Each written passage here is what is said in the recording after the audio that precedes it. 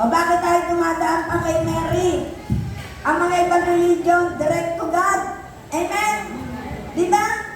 O bakit kailangan dumaan? Ito, John 2, 1 to 11. John 2, 1 to 11. Pagkalipas ng 2 araw, may kasalan sa Cana Galilea at naroon ang ina ni Jesus. Si Jesus at ang kanyang mga alagad ay naroon. Kinapos ng alak. Kasi kaya sinabi ng ina ni Jesus sa kanya, naubusan sila ng alak.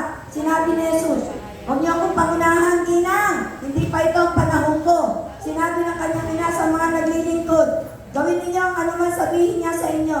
Doon may 6 na tapayan. Ang bawat isa ay naglalaman ng 20 hanggang 30 galon.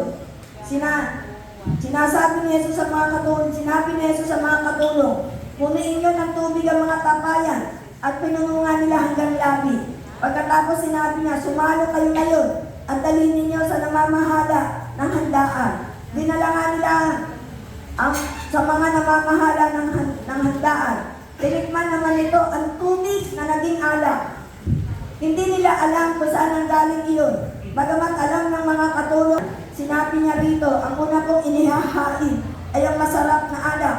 Kapag marami na nainom ang mga tao, saka inihahain ang mababang uri. Ngunit ipinanghuli ninyo ang masarap na alak.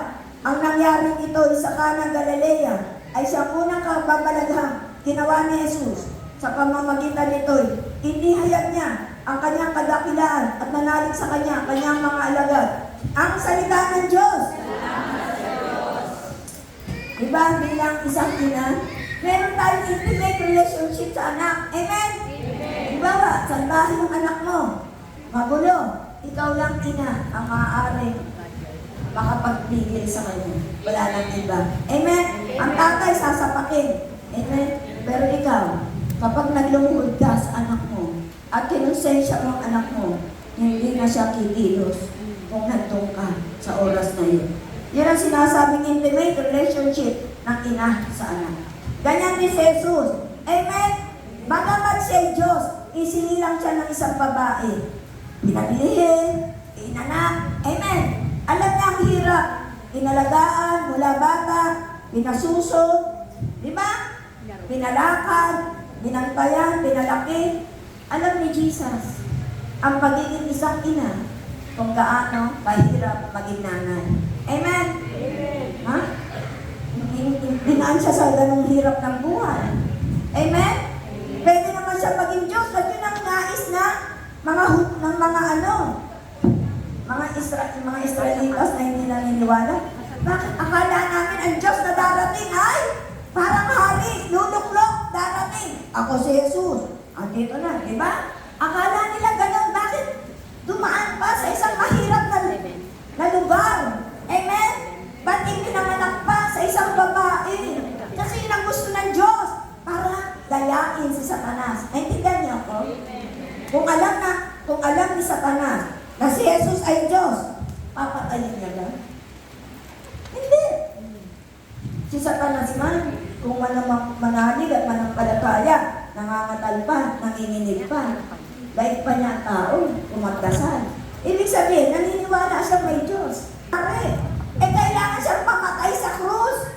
Kailangan niyang bayaran ng kasalanan ni Adan. Nakuha niya ako. Kaya kailangan niyang dumaan sa ganung proseso. Kaya tayo din, dumadaan tayo sa proseso. Bakit kailangan mo mangumpisan sa pare? Bakit si Jesus dumaan pa kay Juan Bautista? Pwede naman siya, naanuhan mo na ako, okay na, Diyos ako. Bakit kailangan siya dumaan kay Juan para bautismuhan? Ibig sabihin ni Jesus, kung dumaan ako sa proseso, dumaan din kayo sa proseso. Nakuha niyo? Ano sabi ng iba? Bakit ako mangumpisan sa pare? Makasalanan din yan.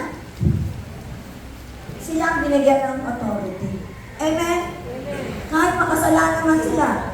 O nag-iinom, nagsusugal, doon nga sa akin eh. Grade 4 ako eh. Magsisimba ako sa Mandaluyong sa amin sa labas lang, hindi sa loob.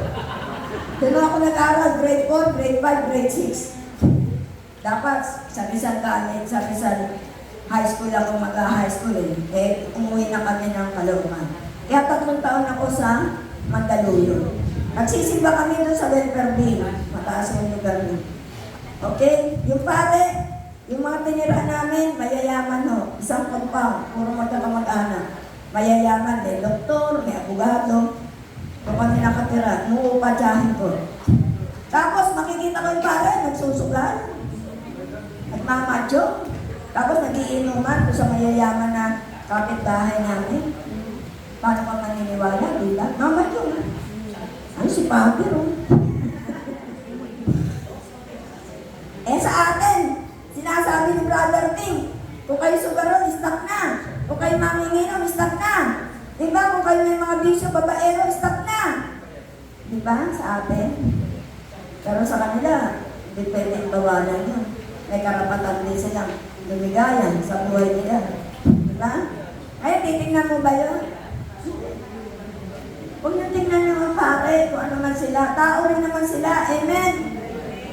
Hindi naman siguro kasalanan yung pagsaya-saya sila.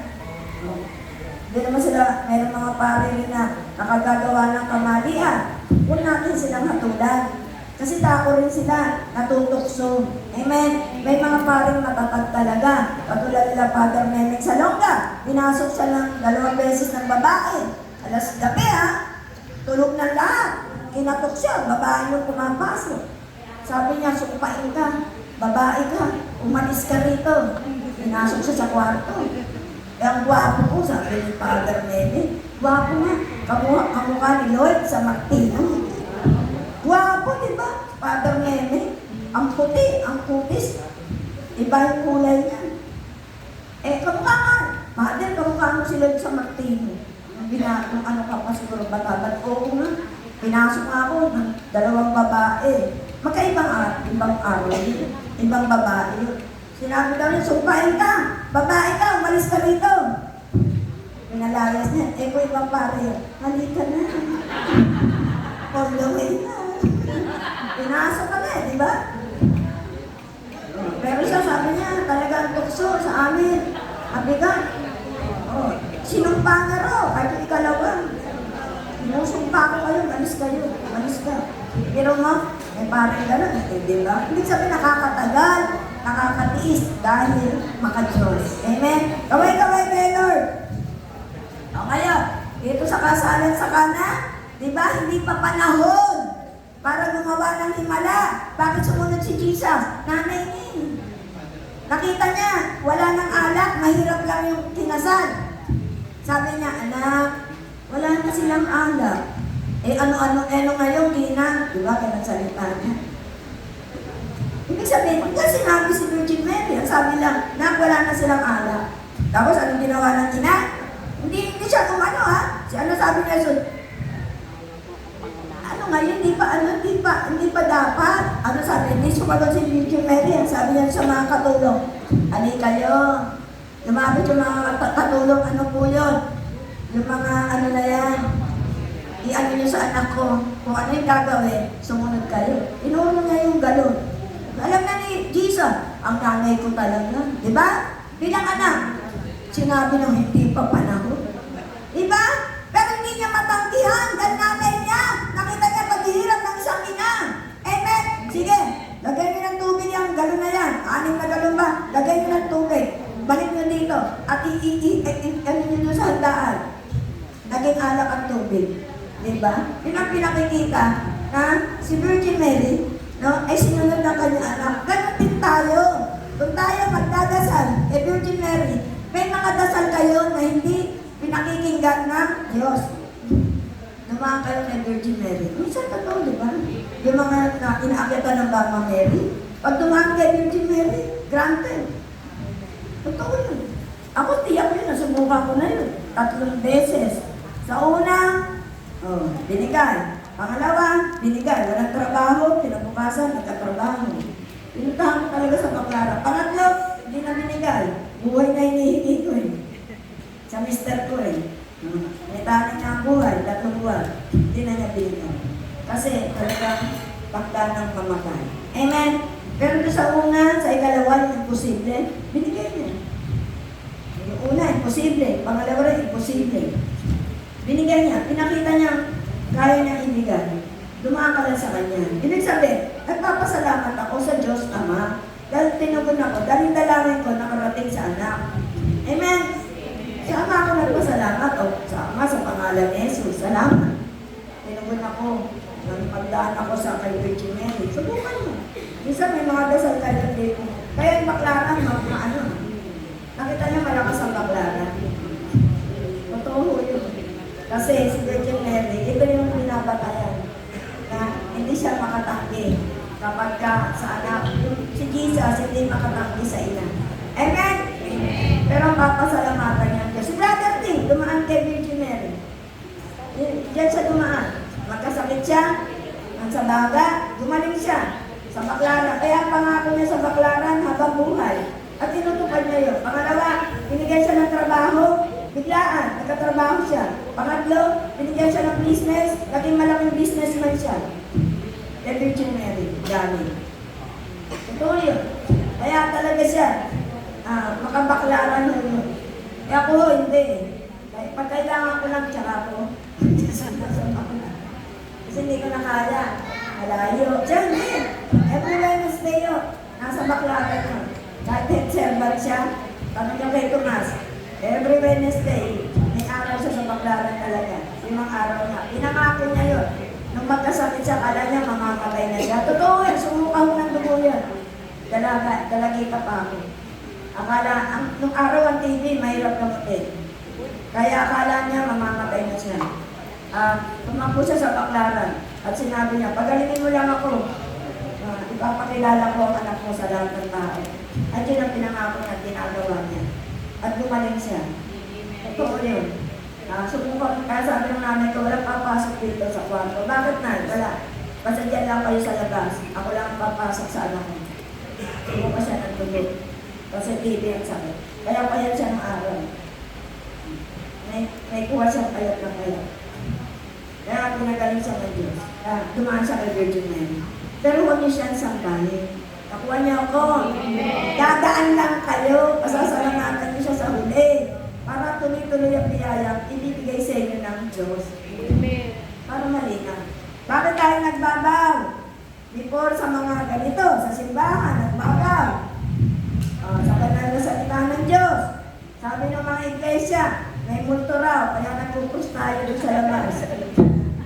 Natatakot daw tayo, mga walang niya ko, sabi. Ginagawang kalokohan, pati yung pagkukrus, kaya ako hindi nga ako nagkukrus na eh. Kasi nga naaralan nga ako na iglesia. Doon dadaan ako, nahihiya na tuloy ako. Hindi totoo, hindi nga ako nagkukrus. Kaya sabi, pag nakikita daw eh, parang kayong mga may multo ba sa loob ng simbahan nyo, nagkukrus kayo. Ganun ang paliwanag nila. Kaya maaano kayo, matatangay kayo. Kung hindi mo maintindihan. Hindi mo dahil nagbabaw kayo, sinasamba nyo. Ito 1 Chronica 21 verse 21. Malapit na ako.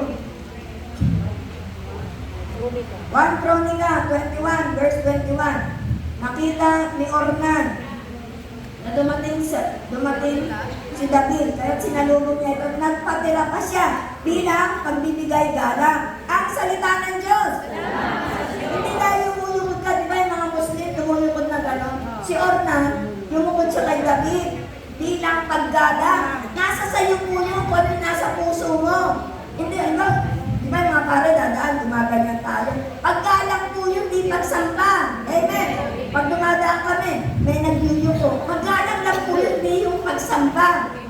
Kung ano naman ang puso nyo, yun ang faith nyo. Kung sinasamba nyo kami, sinasamba ko si Sister Celia. Wala akong alam doon, pero yung may mali. Amen. Kung sa tingin nyo, ginagalang ko, diba sa pare pag dumadaan, gumagalang tayo. Bilang paggalang, hindi bilang pagsamba. Kasi ginagalang mo siya bilang mataas. Amen. Amen. Binabatid ko siya, ba't sinasamba niyo siya? Hindi yung gano'n. Kaya nga ito, bilang pagbibigay galang. Sunod, Daniel 2, 46 to 47. Daniel 2. Daniel 2, 46 to 47. Yumukod si Haring Nebuchadnezzar. Nalapat ang mukha sa lupa at nagbigay galang kay Daniel. Pagkatapos inuutos niya, handugan ito ng insenso at iba pang alay. Sinabi niya kay Daniel, tunay na ang Diyos mo ang pinakadakila sa lahat ng mga Diyos. at Panginoon ng mga hari. Siya ang tagapagpahayag ng mga hiwaga, kaya naipahayag mo ang hiwaga ito. Ang salita ng Diyos! Nakita niyo si hari, lumuhod, dapat. Hindi niya sinasamba si Daniel. Ang sinasamba niya, yung Diyos ni Daniel. Nakuha niya? Di ba sinabi niya? Sinabi niya kay Daniel, tunay na ang Diyos mo, ang pinakadakila sa lahat ng mga Diyos at Panginoon ng mga hari. Kaya tayo, kung sumasamba na tayo sa krus, ano yung kahoy, larawan, may tenga, di makarinig, may mata, di makakita, may pay, di makalakad. Ang sinasamba ko natin yung may ari na inarnaman. Hindi yung, diba? Ama namin, sumasalangit ka. Meron nagsabi sa akin, sinasamba mo yung bato. Paano ko sinasamba? Sinabi ko bang, anak kong nasa dingding. Ginanong ko. Hindi ako sumasamba sa bato. Ang sinasamba ko yung may ari na larawan. Kaya takot makapagbatikos, di ba? Ba't sinabi ko bang, anak kong nasa dingding? Di ba? Yung si Jesus na nakatako sa krus. Makaloko nga yung mga yun. Sinamba mo ba yun? Kaya nga kayo, huwag kayong sasamba sa bato, huwag kayong sasamba sa larawan. Ang sambahin yung tunay na Diyos.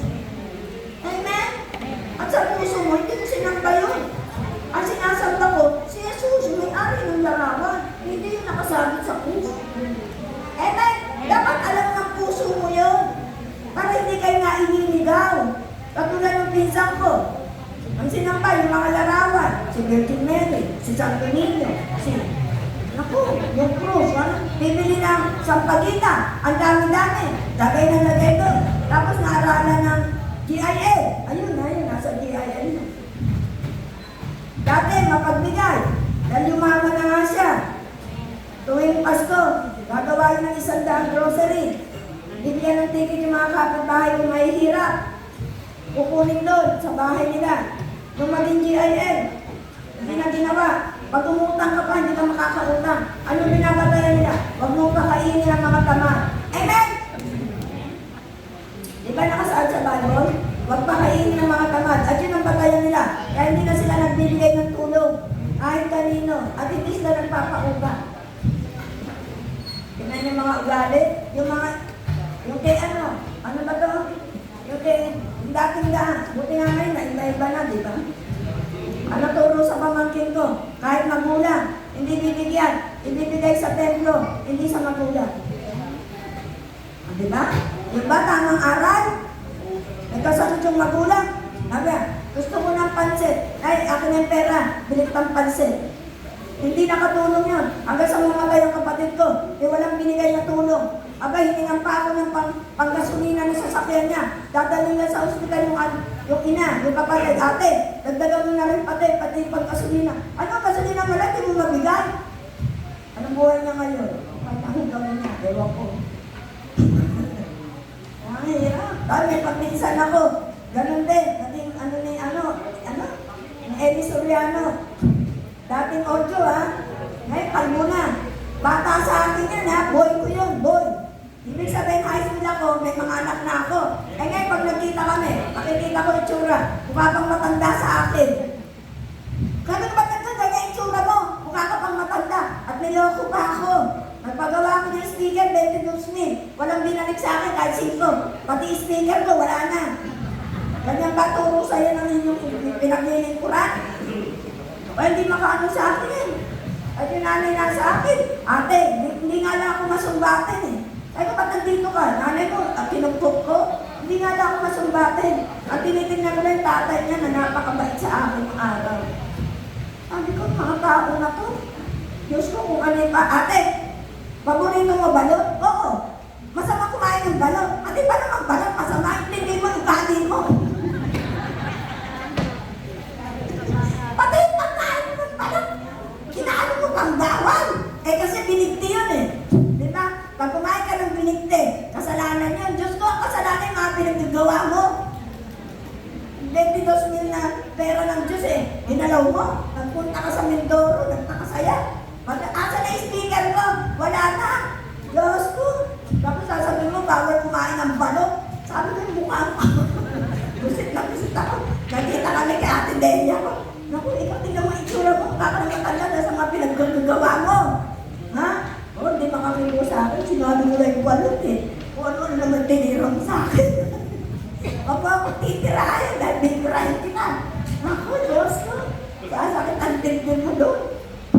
Kaya mga ganyan, aalis sa relihiyon niya. Tapos kung ikaw bibirahin, tingnan mo muna itsura mo bago magbira-bira.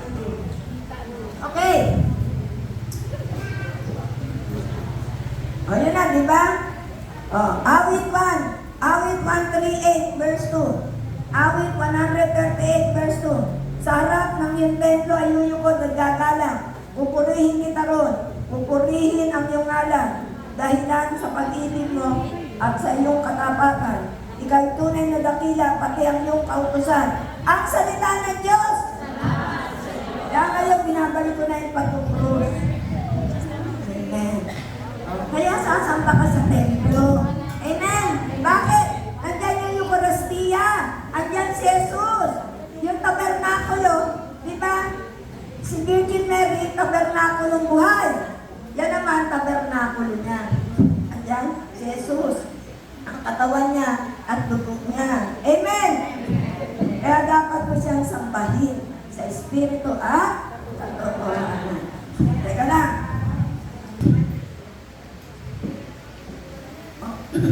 Using statue is not idolatry. Kung meron ka man mga larawan, patima, hindi yung masamang magkaroon ng mga images. Ang masama, huwag mo lang sasambahin. Amen. Ilagay mo siya sa tamang luklukan. Pwede ka naman magdasal, walang masama.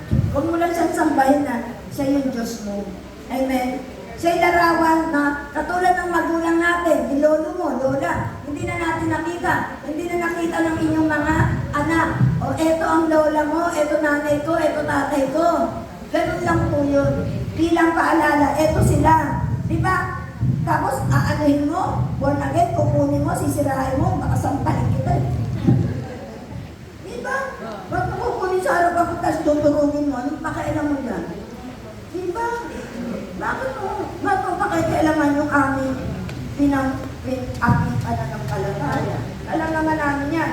Ay, hindi naman namin yan sinasamba. Amen? Maliho yun. Oh, okay. Gumawa rin ng Diyos ng mga larawan. Okay, Exodus 25, 17 to 18. Exodus 25, 17 to 18. Gumawa ka ng luklukan ng awa, nayari sa puro nito. Ang haba nito 1.1 meter at 0.7 meter naman ang luwang. Lagyan mo ng dalawang kerubing ginto, ang dalawang dulo nito. Tig-isa sa magkabilang dulo. Galing sa Diyos to ha, ang salita ng Diyos. Bilang 21, 8 to 9. Bilang 21, 8 to 9. At ito ang sagot sa kanya ni Yahweh. Gumawa ka ng isang ahas na tanso. Ilagay mo yan sa dulo ng isang mahabang kahoy. Sino mang natuklaw ng ahas at tumingin doon ay di mamamatay. Ganun nga ang ginawa ni Moises. Kaya lahat ng natuklaw ng ahas, at tumingin sa ahas na tanso ay hindi nga namamatay. Ang salita ng Diyos. Salamat sa Diyos. O nung araw, sa ilang, sa galit ng Diyos, nagpaulan siya ng ahas. Marami Israelita namatay. Ngunit, naggawa ng tansong ahas. At sino man tumingin doon, hindi mamamatay. Nabuhay ho lahat. Parang tinakot lang sila ng Diyos. Para din sa atin sa buhay. Ganyan ang Diyos, malakas manakot eh. Amen. Tatakutin ka na para ka magbalik loob. Nakuha niyo ako, kapag bumalik kayo sa Diyos, ibibigay sa inyo, babalikan niyo kahit hindi nga babalikan niyo buhay. Amen. Ayan. Kaya yung tansong ahas, nakita niyo sa USD? Nakita niyo yung ahas doon? Kasi ibig sabihin ng buhay. Pero, sinamba nga ng mga tao, kaya nagamit din ng Diyos. Ibig sabihin, ginawa lang yun sa panahon na yun, para hindi sila mamatay. Hindi mo dapat sambahin pa. Eto ngayon, 1:3, 14 to 15. 1:3, 14 to 15. At kung paano itinaas ni Moises ang tansong ahas doon sa ilang, dahil hindi naman kailangan taas ang anak ng tao upang ang sino man sumampalataya sa Kanya ay magkaroon ng buhay na walang hanggan. Ang salita ng Diyos. Kaya tayo tinataas natin to. He is Lord. He is King. He is here. Yan. Kaya titingnan niyo yan. Hihiling kayo. Pag tinataas yan, humiling kayo. Siya yan eh. Tinataas yan. Tulad ng ahas. Humiling ka. Pagalingin mo po ako, Lord. Gagaling ka. Yan yun. Kung paano tinataas ni Moises ang tansong ahas sa ilang, kaya hindi naman kinakalaitaas ang anak ng tao na ang sinumang manalig at sumampalataya ay magkamit ng buhay. Amen! Ngayon, bakit sinira ni Hari Ezekias ang tansong ahas? 2 Hari 18, 3-4. 2 Hari 18, 3-4. Naging kalugod-lugod siya kay Yahweh sapagkat sumunod siya sa mabuting halimbawa ng ninuno niya si David. Ipinagiba niya ang dambana sa mga sagradong burol at ipinasira ang sinasambang haligi, pati ang rebulto ni Asherah. Dinurog din niya ang tansong ahas na ginawa ni Moises na tutawagin ay Nebuzad, sapagkat hanggang sa panahon iyon ay pinagsusunugan pa nila ito ng insenso. Ang salita ng Diyos! Ibig sabihin, wala rin ang kapangyarihan, nasa Diyos. Amen. Sinasamba pa ng tao. Kaya sinira ni Ezekias ang tansong ahas. Amen. Mahaba pa to, hindi ko natutuloy. The Rosary na. Last. The Rosary. The Rosary is a biblical prayer. When we recite this prayer, we are repeating the words of the Bible. Ito ang ano sa atin ng ibang relihiyon. Ecclesiastical 7, verse 14. Ecclesiastical 7, verse 14. Ito yung pati ko sa atin ha. Sa iyong pananalangin, huwag kang paulit-ulit ng walang katuturan. Ang salita ng Diyos. Totoong sinabi po ito sa Ecclesiastico at ito ang minapatikos sa tungkol sa Rosaryo. Ito naman ang sagot natin. Mateo 6, 9-13. Mateo 6, 9-13. Ama namin nasa langit, di ba? Ama namin, sumasalangit ka. Andun, di ba, sa Bible? Lucas 1:28. Lucas 1:28. Hail Mary. Di ba? Nasa Bible yan. Lucas 1:42. Lucas 1:42. Blessed are you among women, and blessed is the fruit of your womb. Lucas 1:43. Holy Mary, Mother of God. Okay? The mystery. Ano yung mga mystery? Life of Jesus. Diba? Yung ano ba? Happis. Liwanag. Ano ba? Tuwa. At luwalhati.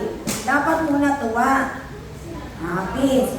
Liwanag. At saka Gloria. Luwalhati. Ano yan, diba? Life of Jesus. Nasa Bible lahat. Amen! Paano nilang sasabihin na hindi ano dapat? Oh.